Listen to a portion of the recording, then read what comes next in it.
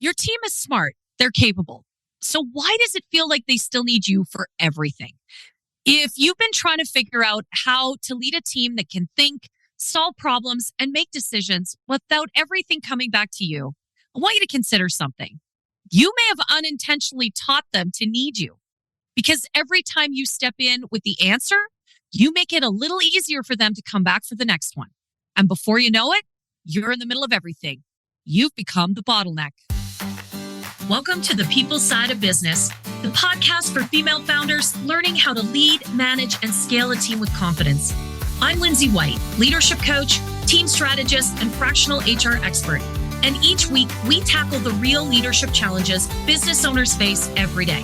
From difficult conversations and employee performance issues to hiring mistakes, team dynamics, and building a workplace culture that actually supports business growth.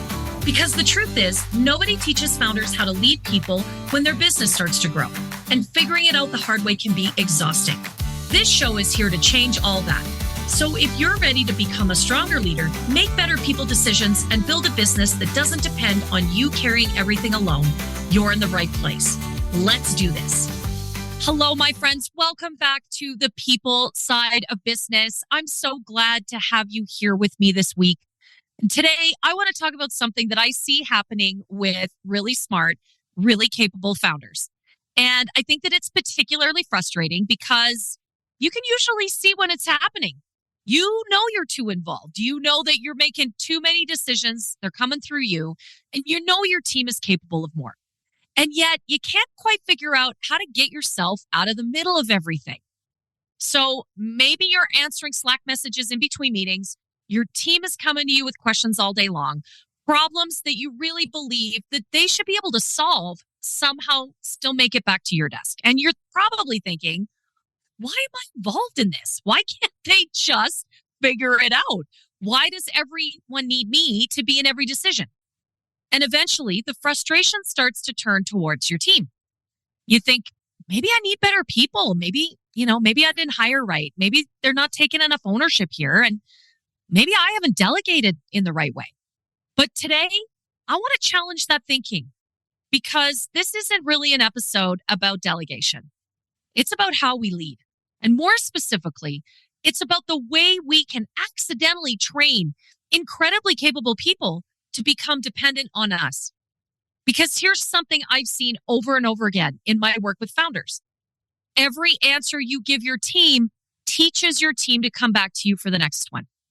Now, I'm not saying you should suddenly disappear and expect your team just to figure everything out. That's not leadership either. What I am saying is that if you want a team that can think critically, solve problems, make good decisions, and take real ownership, you have to look carefully at whether the way you're leading is actually creating the conditions for them to do that. And sometimes that starts with recognizing that you might be the bottleneck. So let me tell you a story. I started working with a founder earlier this year who had reached exactly that point. When we first started working together, she was feeling really overwhelmed and underwater, and she was exhausted. She actually knew why. She'd become the bottleneck in her own business. Every decision ran through her. Every problem came back to her to solve. And it wasn't just the big strategic decisions where you really would expect a CEO to be involved. It was quite literally everything. Her Slack was constantly blowing up. She actually called it a Slack attack. Someone always needed an answer or her opinion or had a client situation. Someone didn't know what to do next or needed her approval on something. And she was incredibly frustrated because she knew these weren't all questions that required her. She had really smart people on her team. They were capable, high-performing people. And yet somehow she'd ended up in the middle of almost everything they did. And I remember her saying to me, Lindsay, I realize this is a situation of my own making. I've actually boxed myself in, but I don't know how to back myself back out. And I think that's such an important moment for a founder, because here's the difference between saying, my team needs me for everything, and being willing to ask, what have I done as a leader that's taught my team that they need me for everything? My friends, that's a much harder question, but it's also a more useful one. Because if the problem is simply that your team won't take ownership and you're waiting for them to change, that's the problem. If you can recognize that there are ways your leadership may be contributing to the pattern, now you have something you can actually do differently. And that's where this client and I got started. As we unpacked what was happening, one of the patterns in her business became pretty obvious. The team would come to her with the problem. And because she was experienced, this was her zone of genius, her area of expertise, because she knew her business and clients incredibly well, she could usually see the answer pretty quickly and she would give it to them. Problem solved, right? And in that moment, it feels really efficient. Someone asks a question, you know the answer, you answer it, done and dusted. Except it isn't really done, because the next time that person encounters a problem, guess what they've learned? They've learned where the answer comes from, and it's you, my friend. And I think this is one of those leadership struggles in teams that can be really difficult to see because the behavior itself looks very helpful. You're responsive, you're available, you're supporting your team, things are moving, but over time, you're creating dependency. So I asked my client to try something different. I said, the next time someone comes to you and says, I have this problem, instead of jumping in immediately to solution mode, I want you to ask, what solutions have you already considered? Or what questions have you already asked? Or even, what do you think we should do?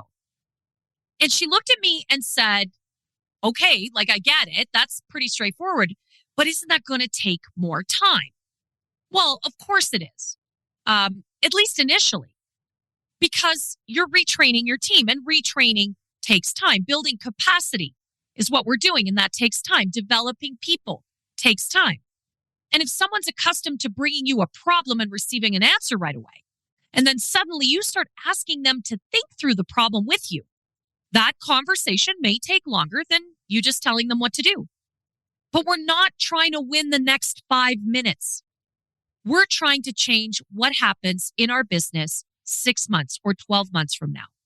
We're trying to build a team that has greater capacity to think critically, diagnose gaps, solve problems, evaluate solutions, and ultimately make really great decisions without needing you in the middle of every single one of those parts. That's a very different goal. So I sent this client away to do her homework in between sessions. And for the next couple of weeks, when someone brought her a problem, she was going to resist the instinct, the urge to immediately give them an answer. And she was going to ask great questions, right? What have they considered? What's happening? What are we missing? What are you seeing? What are the risks? What do you recommend? And when we met again, she told me something really interesting. She said, Lindsay, it took a bit of time, but it's actually starting to work.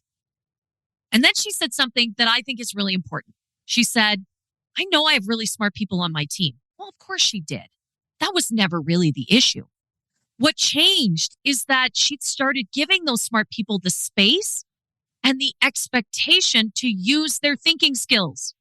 And they started to come to her with great ideas, bringing her great solutions, great options. They were able to explain why they thought one approach might work better than the other. They were even identifying their own ideas that probably weren't going to work and explaining why. Think about the difference between those conversations. One sounds like, Lindsay, here's my problem. What should I do? The other sounds like, here's the problem I'm seeing. I've looked at 3 possibilities. I don't think the first one works because of this. There's a risk in the second one because of that. I think the third is probably our best option, and here's why. Wow. Like, that is an entirely different level of conversation between you as the founder and your team. And that's what we mean when we talk about building leadership capacity on a team. You're not simply trying to get people to complete more tasks without bothering you. You're helping them strengthen their ability to think. And that's a leadership skill for them and for you and in your business, because it takes discipline as a founder to know the answer and not immediately give it. It's hard. It takes discipline to ask that next question instead. It takes real discipline to let someone think out loud when you could have solved the problem in 30 seconds or less. And yes, sometimes you will need to step in. Sometimes it's a time sensitive decision or there's a risk your team doesn't have enough context to evaluate, or maybe it's a decision that genuinely does belong to you.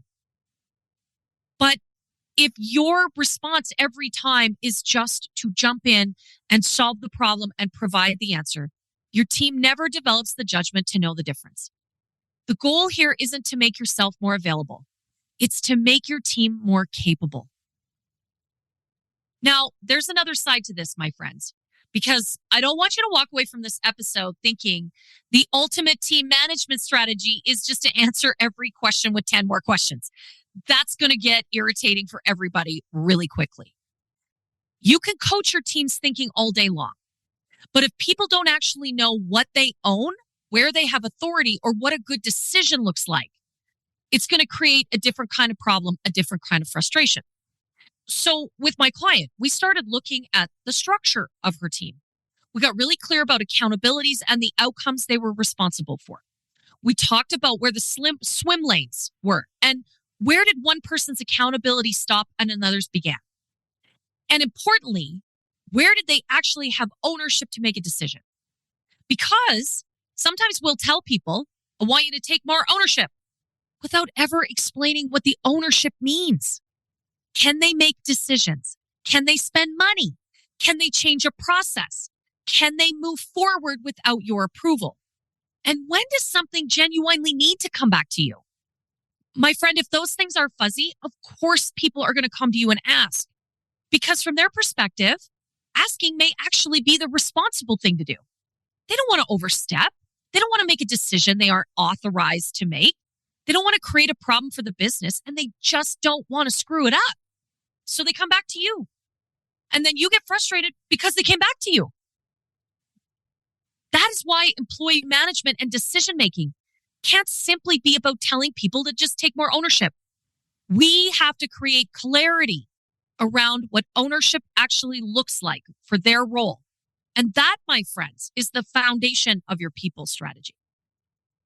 And there's another layer here that I think founders sometimes underestimate.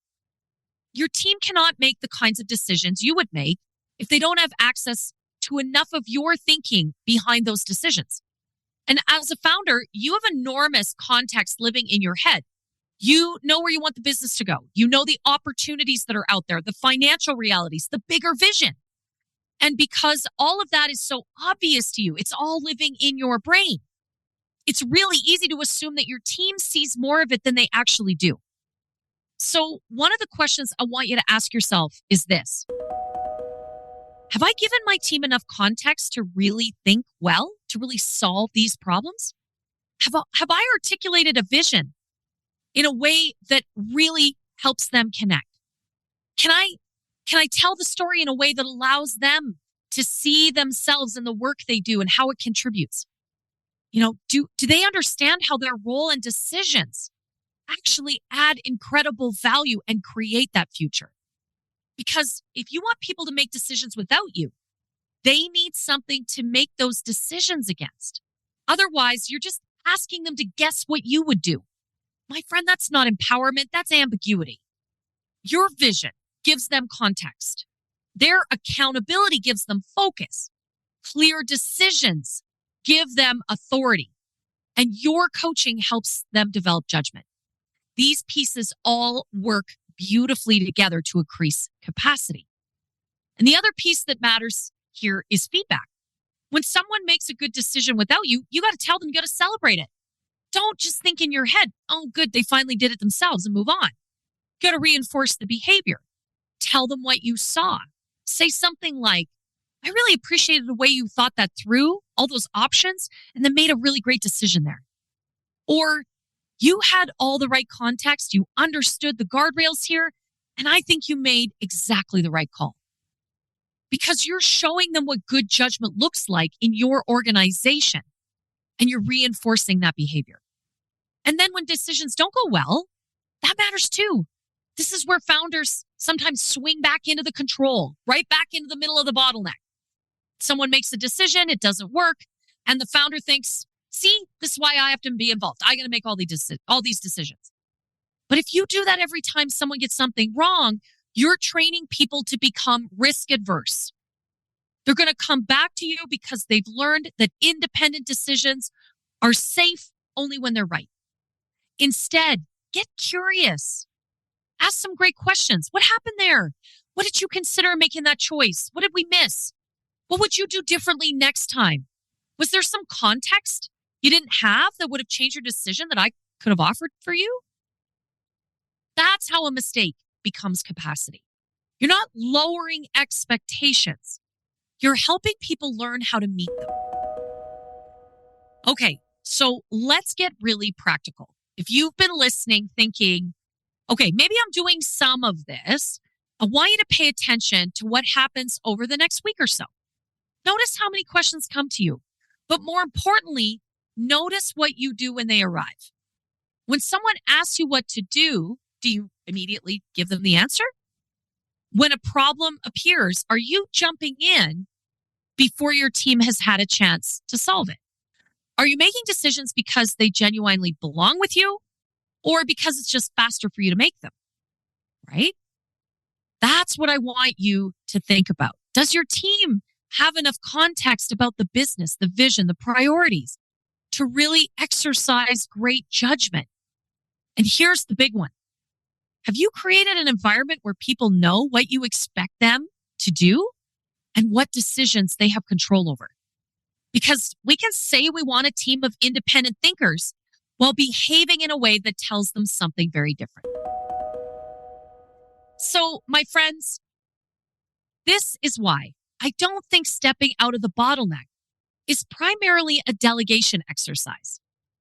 It's a leadership shift. You're moving from being the person that has the answers to being the person who develops the thinking.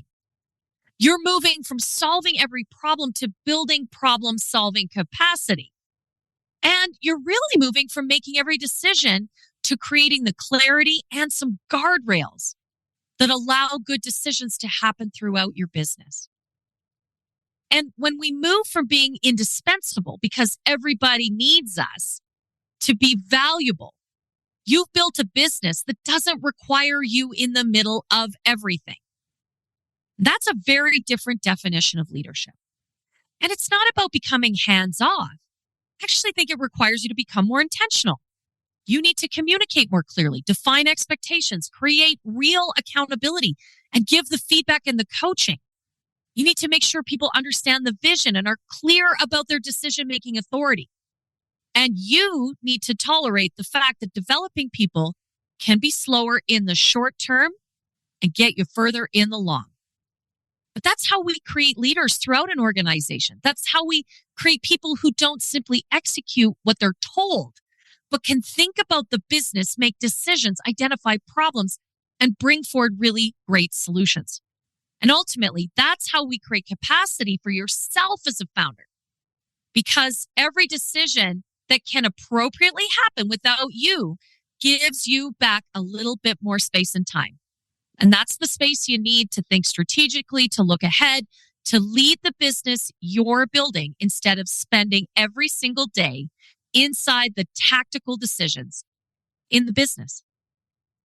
All right. If you're listening and you're thinking, I might be the bottleneck, but I'm not entirely sure where to start here, I have something that can help you with this.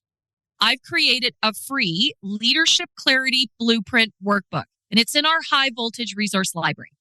And it isn't just another generic worksheet. It's based on the process that I use with my clients to help them recognize where they're creating bottlenecks and then build greater clarity, accountability, and ownership across their team. It will help you think through expectations and ownership, where communication needs to become clear, and what success actually looks like for you and your team. Because saying, I need my team to take more ownership just isn't enough. We have to define what that really means. So if you want to work through that process for your own business, you can download that Leadership Clarity Blueprint for free. I'll put a link in the show notes for you. All right. As you move through this week, I don't want you to focus on answering fewer questions just for the sake of answering fewer questions. Instead, I want you to notice those moments when someone comes to you for an answer. And I want you to ask yourself, what does my team actually need from me right now? Do they really need an answer? Or do they need some context and clarity? Or do they simply need you to give them enough space to think? Because there's a big difference between being a leader your team can rely on and becoming a leader your team cannot operate without.